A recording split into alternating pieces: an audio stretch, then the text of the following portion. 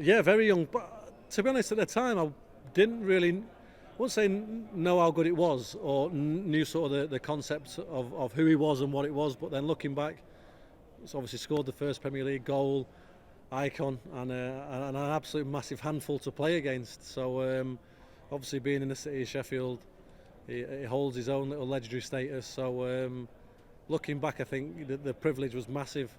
You know, myself, I was trying to sort of get on in my career, and you know, he obviously looked up at him in many ways, but obviously physically as well. But you know, one of the nicest guys I'd met as well. He was more happy to give you an opinion, on things on how stuff was going. So, a good guy both on and off the pitch. He wasn't, he was very aware of his surroundings, bringing people in. Obviously scored important goals at the right time, and as a striker, obviously that comes in very handy. It's a strange one. I think I found pre-season tougher when I was younger because you didn't know what to expect. I think it's more difficult as you get older physically, but I think mentally you can get into a better state of mind. You also, because obviously I've been at the same club both times, sort of, at Sheffield I was there for a long, long time, and obviously at Everton, you sort of come accustomed to people around you and the surroundings, and you don't put yourself under as much pressure. I think if you move clubs or you're starting off in the game, I think pre-season's obviously a really, really important, first impressions or stuff like that of things, and you probably put yourself under a bit more pressure. But as you go along, take that pressure off yourself, and you can sort of get on with the job. Physically it's going to be hard no matter sort of what age you are, but I think mentally you can deal with it a little bit better the longer you've sort of been at a club.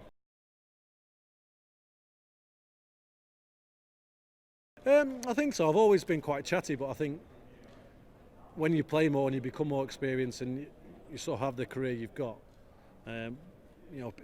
more people would come and actually ask you for your opinion and spend longer having those chats. It's just a normal cycle of the football. When I was coming through here, we had Wayne Allison, Stuart McCall, Shorty, obviously a couple of lads that were a little bit older than me and stuff. We had a lot of people in the late 30s who had fantastic careers. We were able to sort of bounce ideas off, and sometimes they'd even come and put their arm around you and check on you, make sure things were okay. So I think I was fortunate enough to have those sorts of people around me at an early stage, which I hope, I'd like to think that if anyone has got an issue, they feel I'd be very approachable. It seems to take at least a day longer, but that's just the way it is. Your body has been, there's a lot of miles on the clock and things like that, but you do get over things. You just have to accept the fact that you're probably not as bendy and as flexible as you used to be, and things will probably be sorer for a few more hours. But it's definitely worth, you can get through now. The way sports sciences and the physio departments and stuff like that helps you, but at the end of the day you've still got to run around for a long time, and your body's still got to deal with it. It should be around about the mid-30s, shouldn't it? But for me, I haven't quite got there yet.